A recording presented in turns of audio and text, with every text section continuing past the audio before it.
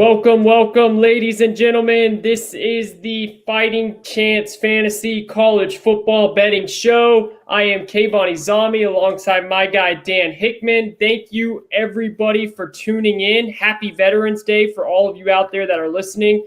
We appreciate everything you've done for this beautiful country and everything that you are doing for it now. If you're still serving, thank you very much. And thank you for tuning into the show.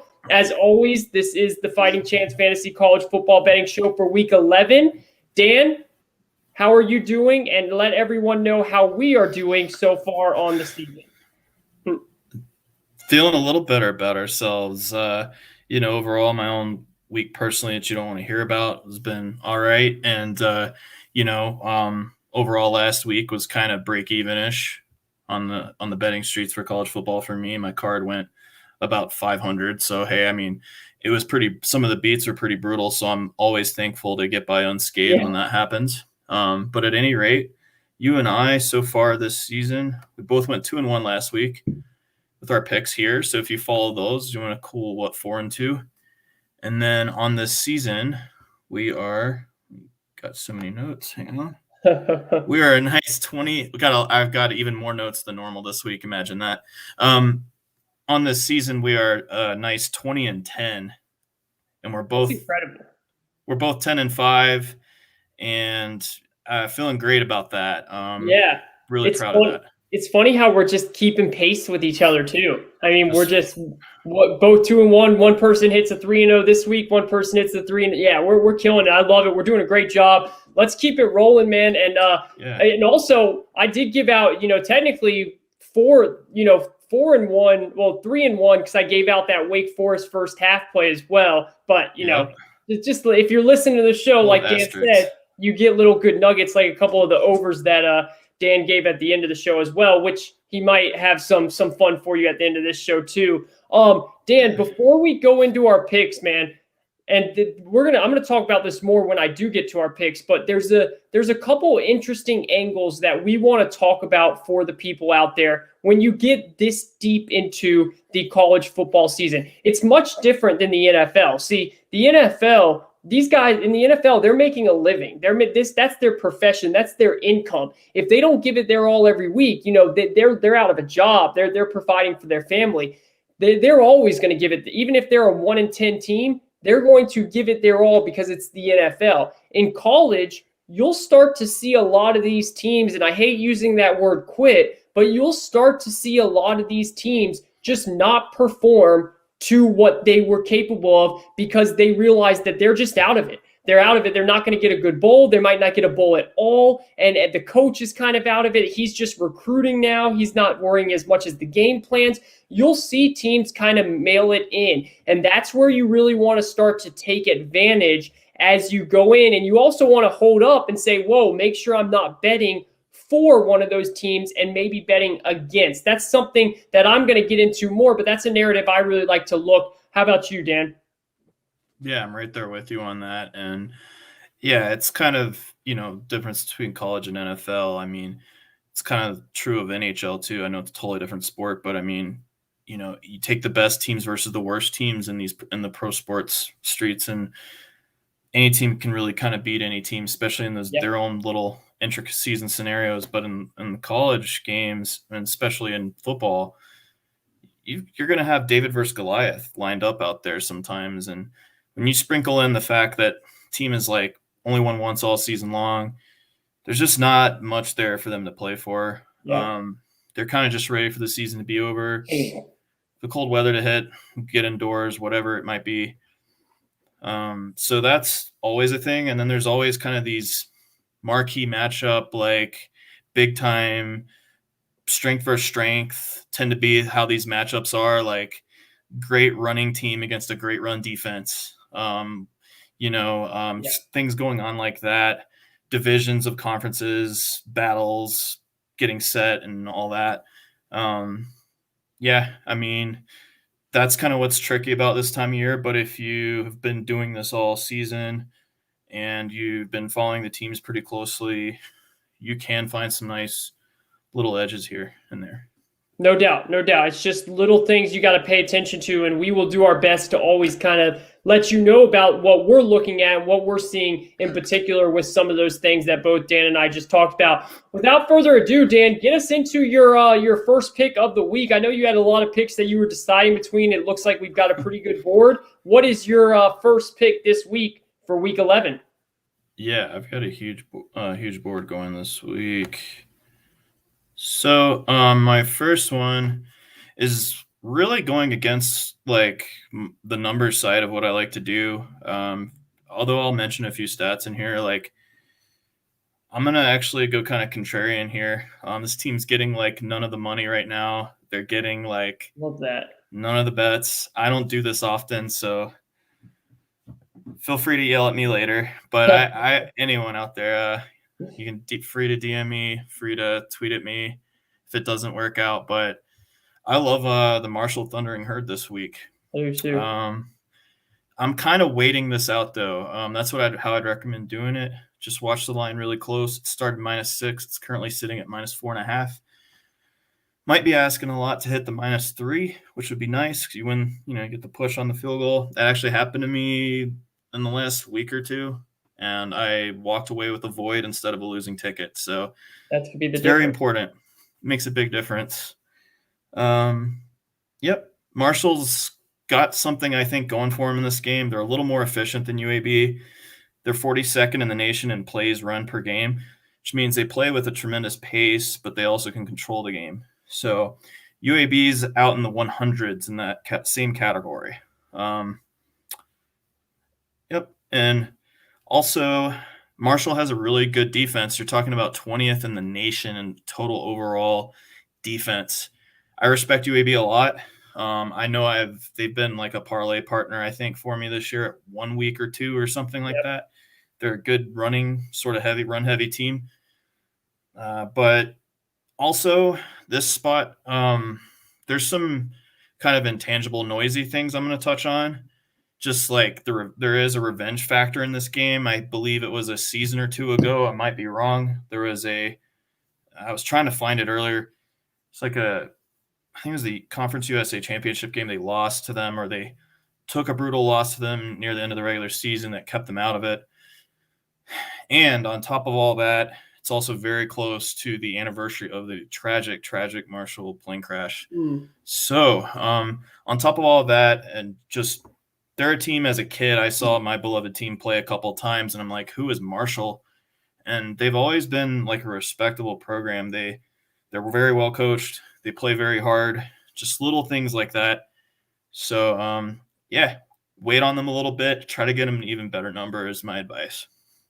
Love that pick, and going to be excited to just watch that game in general. Those type of games kind of get me excited. Some Conference USA battle. Awesome. Yep. So for my first pick here, I am going with an underdog that's actually been playing very well football that not many people like to talk about, and that's a Minnesota plus 5.5. It's actually down to 5 now. I still like it there against Iowa. Iowa, the number 20th ranked team in the road. And look, this Iowa team is not the Iowa team that we all grew accustomed to earlier in the season when they got all the way up to number 2. Ever since Purdue went into their house and beat them pretty bad, they've really just gone downhill since. While on the other hand, Minnesota has looked like a very steady football team once again for PJ Fleck. They lost that first game against Ohio State in a game that they battled out, and it was one of the opening nights of football. It was a Thursday night game, 45-31. They also had that stinker loss to Bowling Green a couple weeks later, which was just out of nowhere. But other than that, they've really just been rolling. They've been beating teams. They've been putting up 30-plus for 4 games straight. This is a team that's well coached. And what I look at when you're playing an Iowa team is Iowa's always going to be well coached, always. And can you go into Iowa and be as well or close to coached as Iowa is? And PJ Fleck will do that with his team. It's a team that runs the ball very well. It's a team that also can pass the ball. And Iowa simply just does not have offense. They just don't have offense. And I think Minnesota at the end of the day will score. I think that you don't even need the points in this game. I think Minnesota wins this game outright. But obviously, to be safe, we're going to take the spread. We're going to take Minnesota plus 5.5. You can get it at plus 5. I like it there too. But I do actually think that this number keeps going down. So unlike Dan, where you're going to, and these are the things that you have to listen to here, because these are the little things that are big nuggets. Don't wait on mine. Go and take my number now, because I think that's going to keep going down, while Dan's is probably going to be a better number for you. So get that now as soon as you can. Give me Minnesota plus 5 against Iowa. Dan, let's go to you for your second pick of the week, my guy. Yeah, sure. I'm going to be jumping on that with you soon too, by the way. Awesome. That always makes me feel better. So yeah, I'm fairly convinced on that, to say the least. So convinced enough anyway. That's all. At any rate, yeah, I like it. It's kind of a tale of two teams going opposite directions there. I think you jumped on a good spot.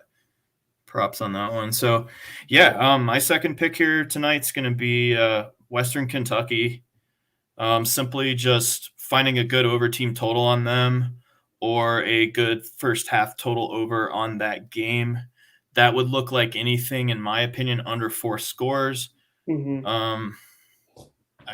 Probably like, I don't know if there's a 21 or a 24, but something in that range would be totally fine with me.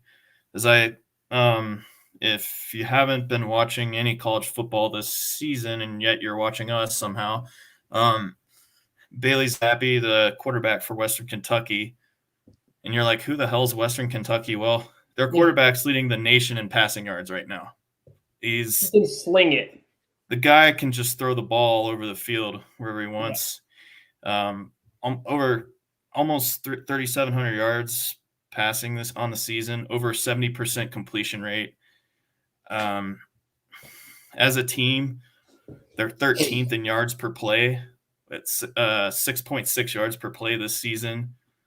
They're 16th in plays per game. They go at a crazy pace. They're 7th in overall offense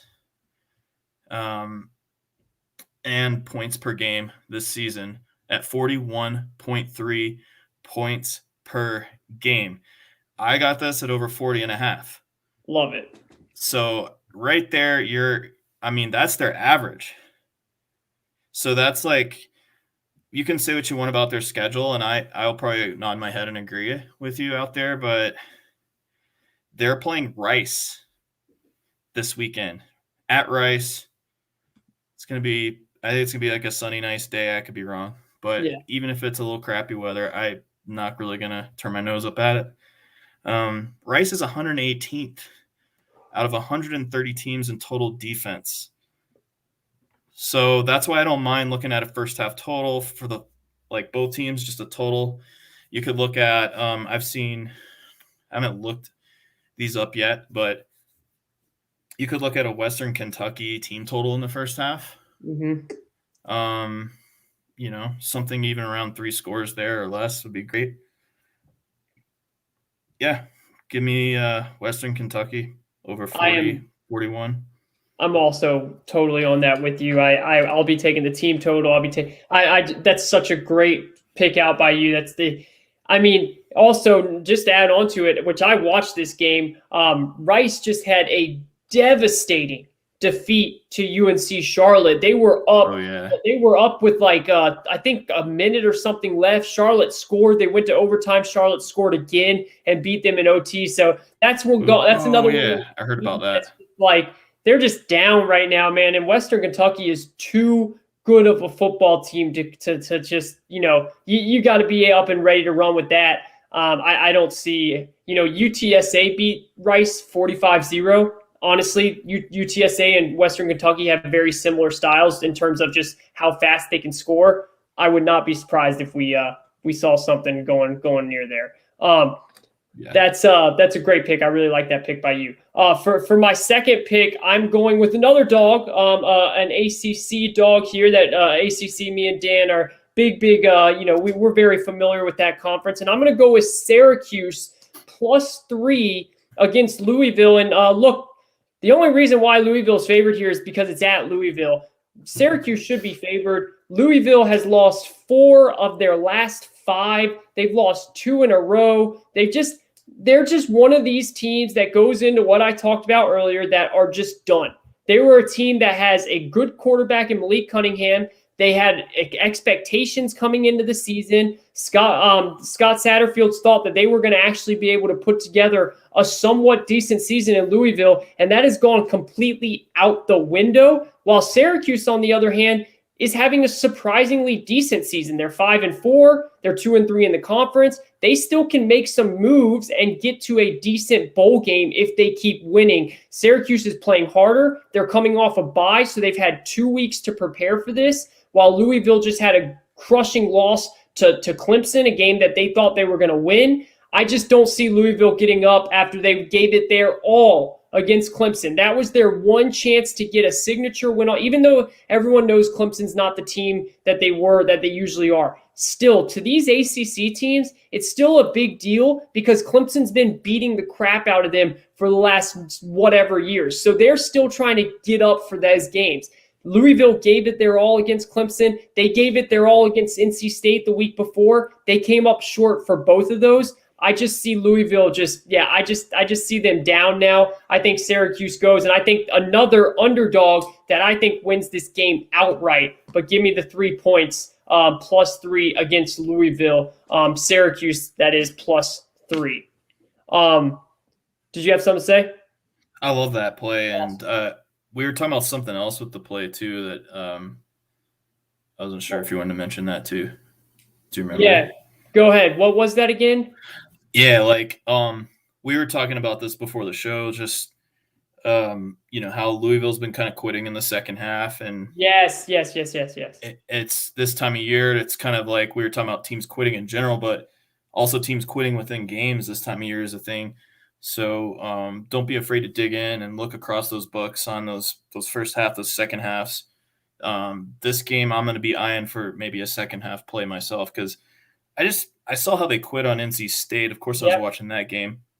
Heard about Clemson, the Clemson game too. Like they kind of have some fight in them in the first quarter, second quarter. They threw a bomb for a touchdown, and I was like, oh shit, it's going to be a close game. Mm-hmm. And then sure enough, like they just fizzle out in that third and fourth quarter. So no, you mentioned that before. That's the show. That's a really good call. And just to back that up, ladies and gentlemen, that's out there. Louisville, going into halftime, the game was 7-7 against NC State. They scored total of 6 points in the second half. NC State scored 21 points in the second half. Actually, all 21 came in the fourth quarter, too, to be exact.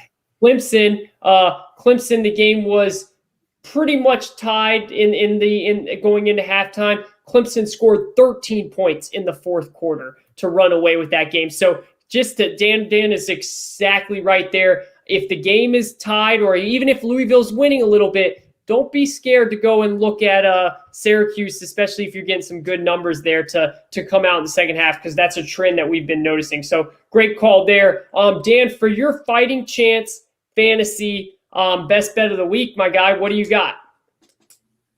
It's a very it's an emotional one.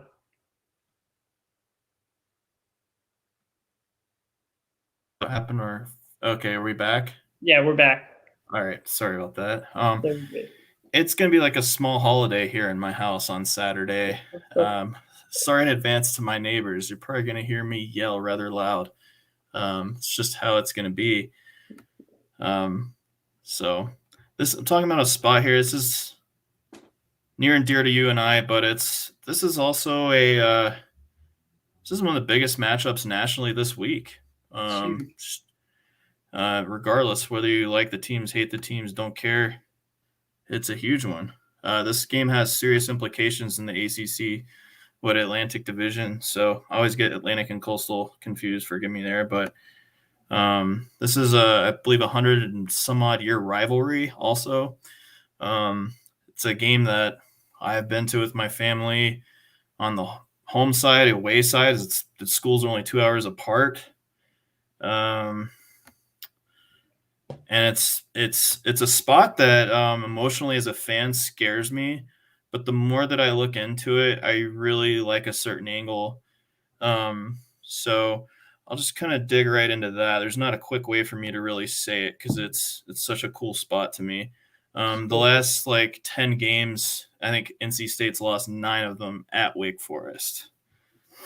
They've only won against the spread, I think, one of the last 13 or 12. Our current quarterback, Devin Leary, has been amazing. He's probably 4th, 5th best quarterback in the country. I'm sorry, not in the country, in the conference. But he's going to be up against Hartman, who's, arguably the best in the ACC, maybe the best quarterback in the ACC, and a very elite passing attack. This is going to be a very hard spot. State's been kind of thinning out on defense over the season. They kind of had some key injuries, obviously losing. See if I can remember. Sorry. Losing Peyton Wilson was huge. He's like the leader, heart and soul of the defense at the middle linebacker spot, which is a very important position for any defense. And they lost some other guys too. And this week they're actually getting back 2 guys that are going to be critical in the pass rush and just in general for the defense. Savion Jackson and Tyler Baker-Williams are both going to be back for the Wolfpack. So there's a lot of sharp money on NC State right now that's been coming in. This line opened at, I think, +3, 3.5. We're looking at +2.5 right now is what I took a couple units on myself yesterday. So this is my best play of the week. And you can be like, you're a homer, Dan, you're putting your favorite team on there, and you might be right. But at the end of the day, a lot of research went into this play. I know I saw where it opened, and I could have taken it right then and there, but I didn't do that because of that.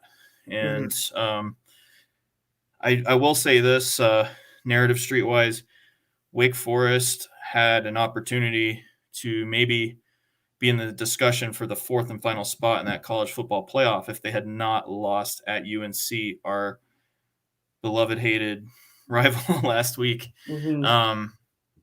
So they blew it. They're falling in a free fall off that cliff right now. And question is, are they going to catch themselves in this ball game, or are they going to keep falling? But we're betting on this. This is a betting show. +2.5 on NC State. They don't have to win outright here. I would love 3, but I don't think we're going to see 3. I think this line's going to keep moving. So get it the best line you can get if you agree with me. They're NC State is in the top 10 in total defense in the country. Wake Forest has not seen a defense like this season. Carolina is, no offense, Tar Heel fans, but your defense is pathetic. This is going to be a stark contrast in this game. They're going to have a really hard time, I think, scoring as many points as they're used to against the rest of the ACC. And the other thing is the Wake Forest defense does not stop anything, really. They rely on kind of fluky turnover plays to happen. NC State has the fewest turnovers in the entire conference and in all the ACC.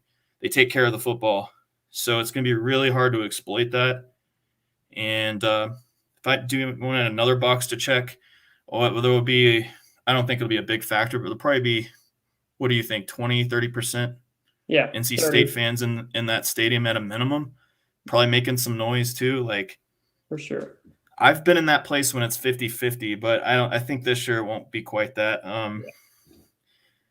But yeah, that's my rundown. Yeah, I'm obviously backing you up on this, and again, it's not because we like State. I actually just think that the value is on NC State here. I think that these two teams are even. I think that this is a pick 'em. I think that this is a dead center pick 'em. I don't think that if Wake Forest was getting the points, I would bet Wake Forest because I think it's a pick 'em. That's just what it is. I think it's a straight dead center pick 'em, and whoever makes the least amount of errors, which State is a team that doesn't make a lot of errors. We saw Hartman. The reason why Wake lost last week is because Hartman threw 2 inexplicable picks. Now, will he do that again? We don't know. He's been awesome. You cannot rag on Hartman because he's been, like Dan said, has been amazing. Not just one of the best in the conference. He's been one of the best quarterbacks in the country. He's been amazing. So, but State has a level of physicality that Wake cannot get to, I think. And I think that's going to be the difference. And I think that's going to cause some turnovers on the offensive end for Wake Forest that will get to State's defense. And I think that State will capitalize on, though. I think it's going to be, I'm telling you, if you're just a fan of football and you just want, I think it's going to be a really fun game to watch, like a really fun game to watch. I'm super pumped about it. Parties at my house. We're watching it here. Let me tell you, I'm flying over, bro. I'm flying over. No, that's a great pick. I love that. And then to round out the show here for my final Fighting Chance Fantasy Best Bet of the Week, I am going with. I'm sounding like a broken record, but it worked for me last week, and I'm doing it again this week. I'm going with Arizona State -5.5 against Washington. Now, last week, that was actually a play more for Arizona State. It was also a little bit of a play against USC because they lost their best player. This is more of a play completely against Washington. I like Arizona State. I do. I think, again, this goes into what we were talking about in the beginning of the show. There are some teams that have quit and some teams that are still fighting. Arizona State, because of their coach. You play to win the game. Boom. There it is. Herm Edwards had to get that in because Dan did it last time. If you're first to the show, the last time Dan did it, we won, so it's a little superstitious. Had to keep it rolling.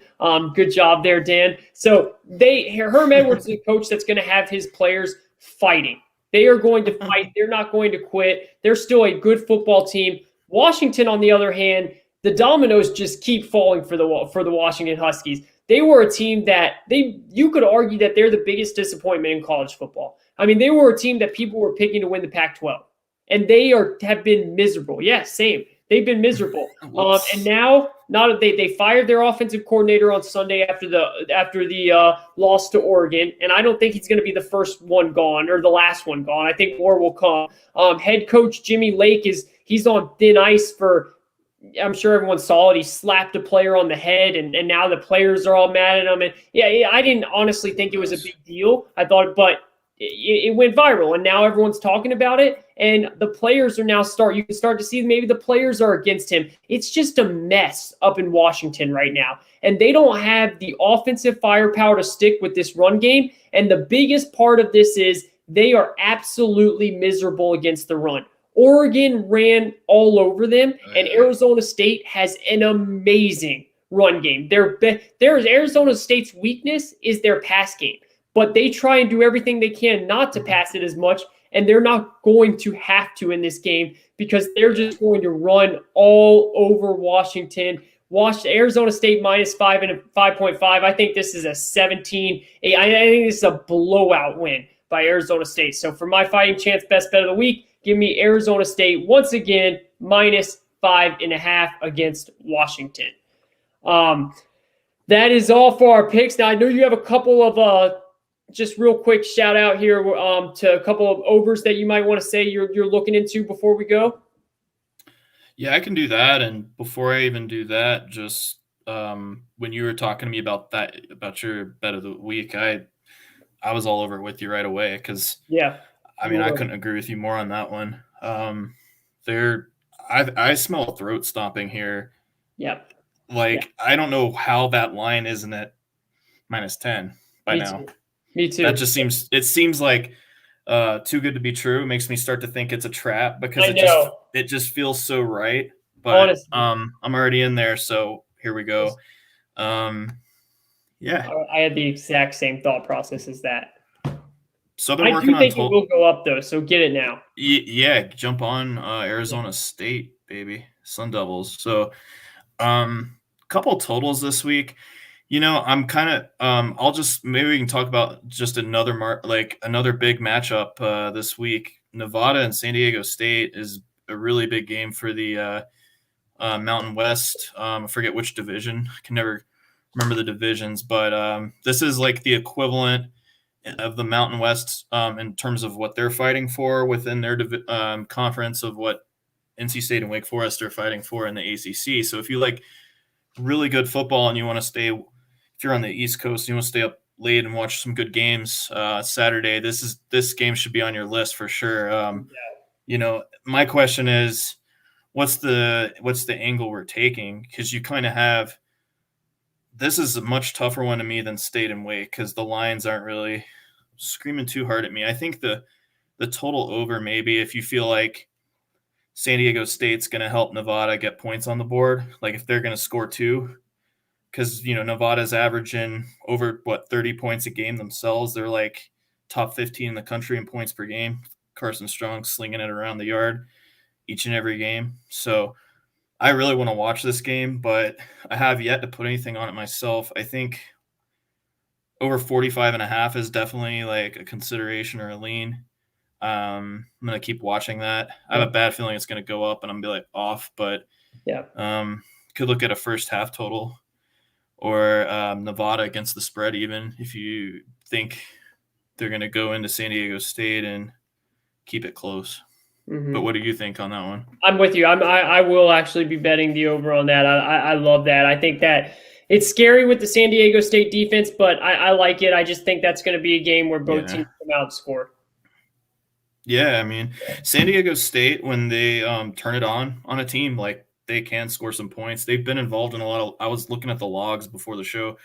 They've been in a lot of lower scoring games when they seem to be like just a little better than their opponent. But when they start turning the corner and really, really giving it to another team, like the score will jump up. No doubt. But I don't know if Nevada's that team. Like it's really kind of hard to pick apart. But I'm leaning on those angles, and whichever one I feel the best about with the best line, I might fire something on it. So that I would just encourage people to keep an eye on that one pretty much. And then I had Arkansas State and Louisiana Monroe over 66, and you know, by and large, a product of how poor Arkansas State's defense is. That's definitely not a secret this season. No, they've been battered by virtually every opponent they play. Their defense, I don't know if they could stop some of the better high school programs in the country. And I don't say things like that very casually. Yeah. I mean, like the 5A programs in California and Texas could probably score on these guys. Yeah. I mean, it's filthy, but over 66 on that one. And there's probably some interesting unders with wins, and I could talk about it all night, but those are just a couple extra over considerations for everybody. Awesome. Great stuff there. All right, let's get on out of here. One last time, just run through your 3 bets real quick. I'll go through mine and we'll get on out. Yeah, sure. So Marshall, we're waiting on it to fire away. Right now, if you want to take them, -4.5, I'm okay with that against UAB. And then Western Kentucky over the team total. Last I saw was 40.5, 41, 41.5 in that range. Mm-hmm. Yeah, you can take other angles that involve them scoring lots of points, and I'm very much okay with that as well. If you find something better, by all means do it. And my bet of the week. Yep.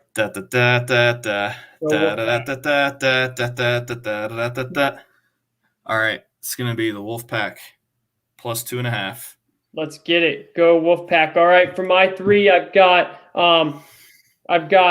Minnesota +5 against Iowa. I've got Syracuse +3 against Louisville. And to round it out for the best one, Arizona State -5.5 against Washington. That is it. Thank you, ladies and gentlemen. Once again, happy veterans to everyone out there. Like the show, subscribe. Give us a comment. Anything you want us to talk about, any games you like, let us know. We will definitely follow up and respond to you and let you know our thoughts. We always appreciate everyone tuning in. I know we've had a lot of people, more and more people each week check out the show, and that means a lot to us. So we're going to keep giving out some winners here. We appreciate it, and everyone have a great night. See ya.